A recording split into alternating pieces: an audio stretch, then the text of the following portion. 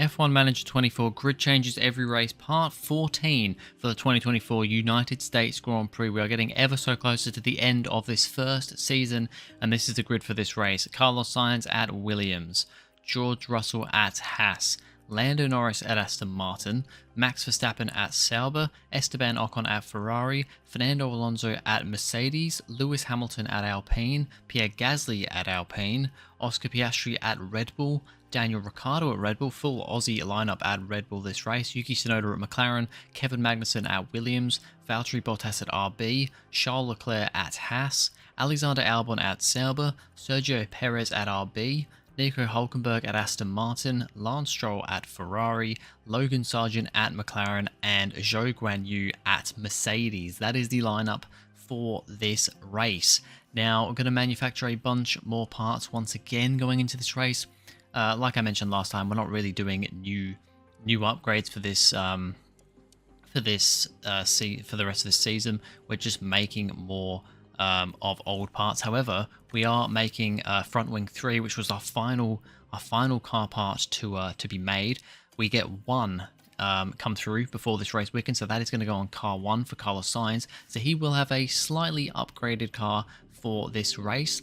Going into the race targets, once again, this is a track that we're not amazing at, although with that upgrade we actually move up to P15, so slightly better than we were Mexico.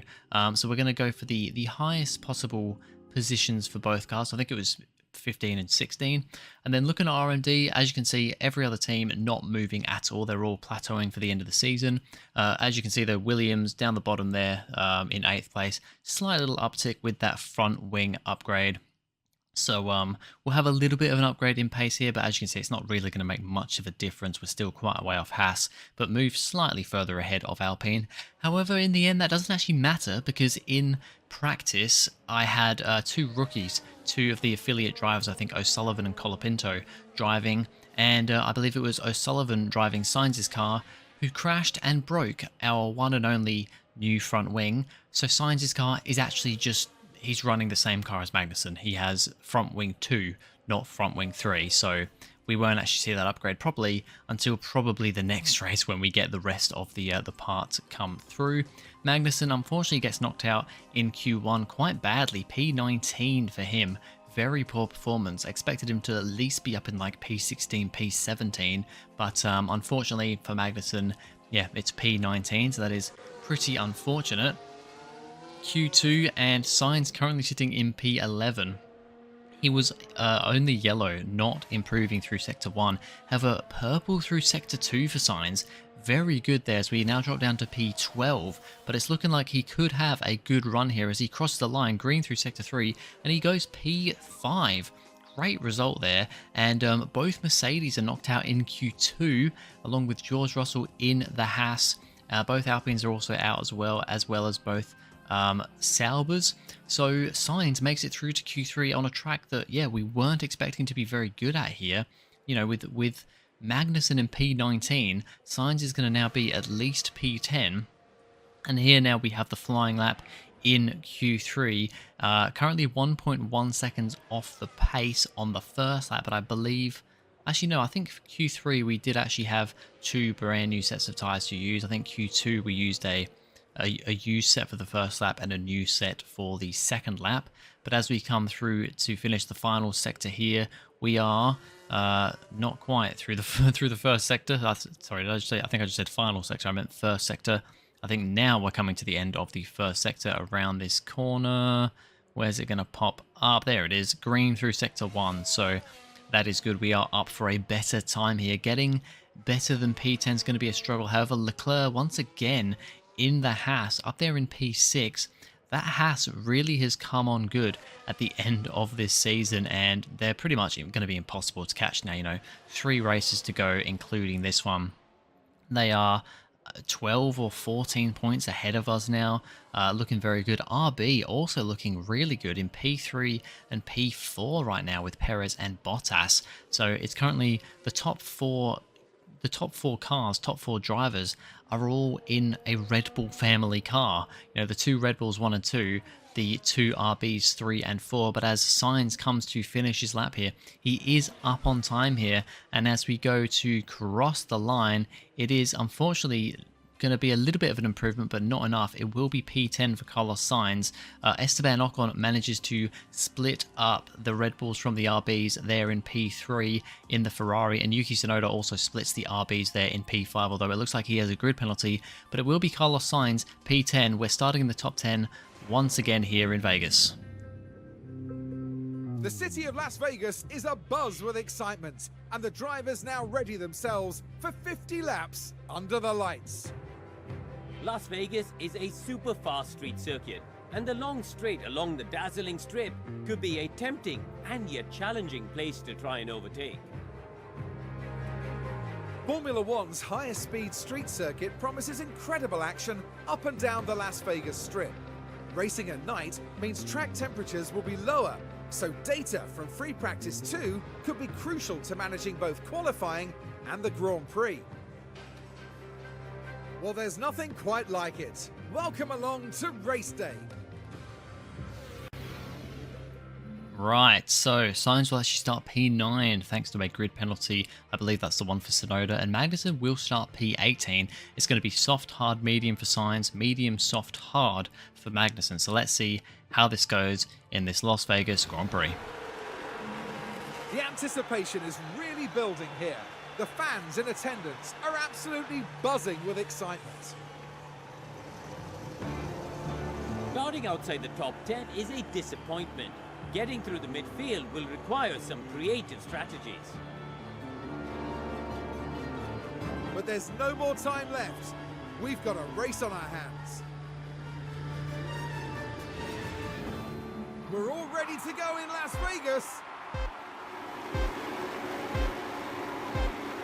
And it's lights out, and away we go. Here we go for the Las Vegas Grand Prix, first time in F1 Manager 24. Sainz gets a decent start, but Russell's had a really good start there in the Haas. The two Red Bulls are side by side through turn 1. Perez has got up to P3 and ahead of Ocon, so it is technically a Red Bull 1, 2, 3 here, as the two Red Bulls now about to go side by side through turn 1, but Perez as well is also sniffing around back there. Sainz seems to have got back past Russell again for P9, and it's actually Perez going for a move on Ricciardo through that next corner, and he might be just about getting ahead there as Sainz gets past Logan Sargent up to P8. So that is a position gone up for Carlos Sainz. Good start to the race for him. Magnussen unfortunately has gone down a position behind Alexander Albon here. Gasly, the car behind him, the only car behind him now.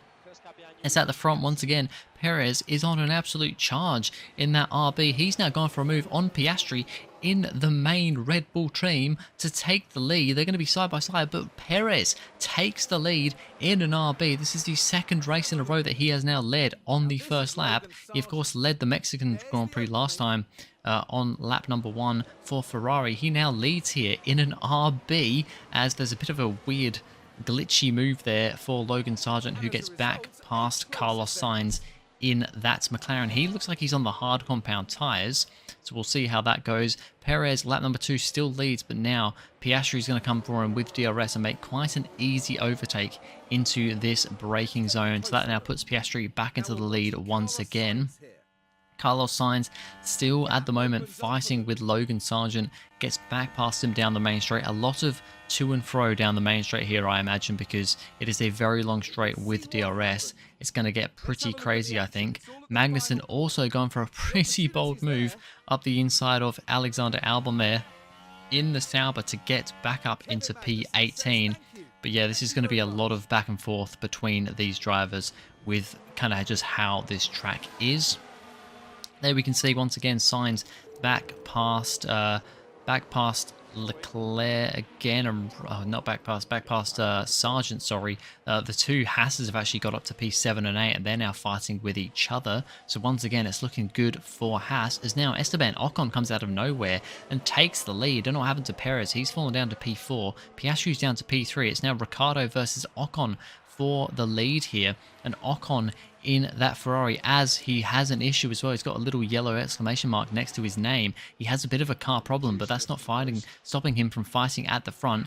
Now Piastri, though, is going to take an opportunistic move on Ocon. Very nice move there. Maybe that's just showing that Ocon does have an issue with his car, because that is a very unorthodox place to overtake there for Oscar Piastri. And it is Aussie versus Aussie at Red Bull. Red Bull versus Red Bull. Aussie versus Aussie. Ricciardo ahead, Piastri behind. Neither of these guys have won a race so far this season, so they are going to see if one of them can get a win here in the quickest car by a considerable margin. And Piastri gets up into the lead. Now Sainz behind Sargent once again is just trying to see what he can do here. Can he get back past him? Sargent's becoming a real pain in the arse here, because he's pulled... Zhou and Alonso and the Mercedes have pulled ahead now of these two, but unfortunately Sargent's just able to stay in the DRS, and that makes it really difficult to defend from these cars. At the front, the Red Bulls have actually now pulled away from the cars behind. It's actually now Stroll in P3 in that Ferrari, Bottas P4, and Perez down to P5, so it's all getting a bit crazy here at the moment. Now Sainz is actually battling with Hamilton, who all of a sudden seems to have a lot of pace, and Sainz is losing pace here. I don't know what's going on. It always seems to happen. The start of races, we seem to lose pace, so we're going to bring Sainz in a couple of laps earlier than expected for his stop onto the hard compound tyres on lap number 14 of 50. Just try and get some clean air and you know, get these tyres in to a decent window and not have them too stressed, as Ocon goes wide. Oh no, he crashes actually, although I don't think we're going to see the crash. We see him here. He's already, I believe, come in for a pit, or he's just having some big issues with his car, as he just goes wide and I think slightly tags the wall. Don't think that's going to put him out of the race, but not good for Ocon there. He was running up at the top until his car issue, and now it just all seems to be going wrong for him and Ferrari. But we'll have a look at Magnussen once again, who hasn't come into pit yet. He's going quite a bit longer on those medium tyres than most other drivers. He's trying to defend from Albon here. Albon tries to get past, but Magnussen does beautiful defense to keep the position there. Great defending from Kevin Magnussen. Carlos Sainz now trying to make his way back through after his pit stop. Now at the inside of one of the Alpines, I believe that to be Pierre Gasly, and he gets up ahead of him. Might be Hamilton actually, because he's now side by side with Hamilton still. Now Magnussen's kind of in this big old train here. He's got Fernando Alonso in the Mercedes trying to get past him. Russell's almost going to make it 3 wide down here. Sainz is almost going to make it 4 wide, trying to get past Albon. He actually ends up losing out to Alonso, Albon, and may lose out to Russell here in the Haas as well. And that's exactly what's going to happen. So that really has not worked out for Kevin Magnussen. Now his teammate's only a few seconds behind, but a couple of laps later he will come into the pits now for his soft tyre stint, just to see what he can now do on these soft compound tyres in the mid parts of this race. It gets pushed further down the order. Ocon's way down at the back. Hulkenberg, I think, had a pit stop issue, so that's why he's down in P19. Now Gasly trying to get past one of the Saubers, but has a bit of contact, a little bit of debris, might be a little bit of damage for the Alpine, but that won't cause any real disruptions in this race. Just a bit unfortunate for those two drivers and those two teams. As we continue on, now once again Kevin Magnussen now caught up to Nico Hulkenberg, who, like I said, had a bad pit stop, and I think is just struggling to warm up those tyres a little bit, as he should be much faster than us. But Magnussen on this occasion manages to get past Nico Hulkenberg, his old teammate, of course, at Haas, his original teammate for the start of this season. Sainz now in a big old battle here with Leclerc, Hamilton, Sargent, and I believe that's Lando Norris in the Aston Martin, and he makes some good moves there to get up into P11, just trying to stay ahead. But Verstappen now in the Sauber is gonna try and get past, but just like Magnussen did, Sainz is gonna really defend from the Sauber, but it's the other Sauber of Verstappen, and for now keeps the position, but eventually he will get past. And then a few laps later, lap 35, Sainz will come in for his last pit stop onto a set of medium tyres.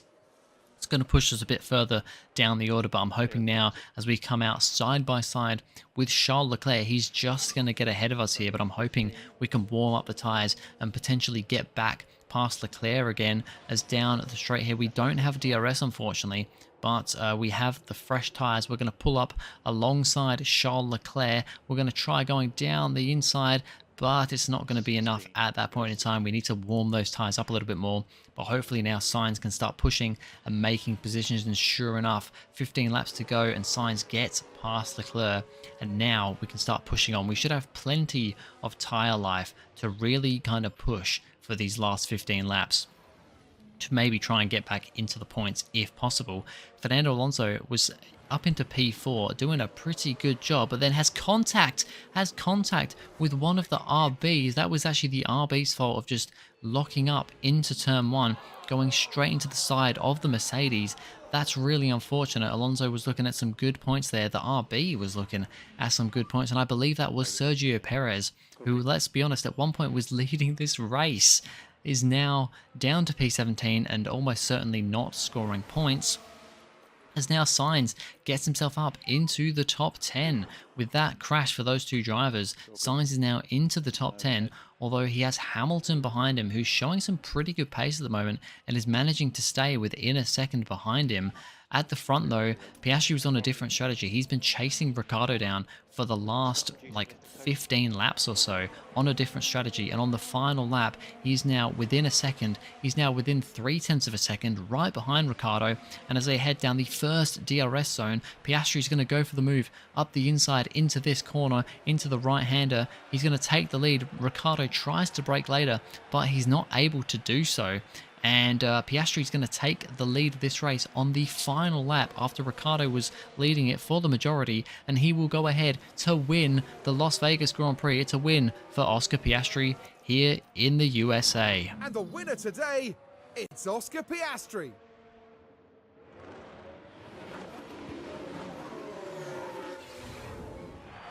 Astounding. I don't think anyone would deny them their victory lap after a race like that. That's a great result for Oscar Piastri. I believe he was at Red Bull a couple of races ago and managed a podium. I think it was a P3 finish. This time, though, he gets the win ahead of his Aussie teammate of Daniel Ricciardo. And Lance Stroll comes away P3 in that Ferrari. Don't know where he came from with a P3, but a great result from Stroll to finally pick up some good points here in a podium. Sainz runs out of fuel over the line, but does cross the line to finish P10, so that is another point for Sainz, our championship leader, and another point for Williams as well. It's not really going to mean much against Haas in this championship, but it at least pushes us a bit further ahead of the Alpines and the Saubers. And for Magnussen, not the best day in the world. It's only P18 for him. Not a great result for Kevin. With such a strong performance from Piastri, there's no denying that he's earned that place on the podium today. It's a really emotional moment to be up there celebrating your first win. And there's not much that rivals the Las Vegas Grand Prix when it comes to the podium presentation. Red Bull are back on top form with a 1-2 finish here for the two Aussies, and Lance Stroll in P3. Great result for him in that Ferrari. He was about 16 seconds behind the two Red Bulls, but still, to come up with a podium there, very good. Quite fortunate because, you know, his teammate Ocon, if didn't have the issue, was looking at probably a podium. And yeah, RB with Perez as well. Bottas comes from P4 in the RB though. Great result from him. And George Russell, P6 in the Haas. Another 8 points for Haas. They're absolutely storming away from us at Williams. Sainz though does come home with that 1 point, so that is at least something for him.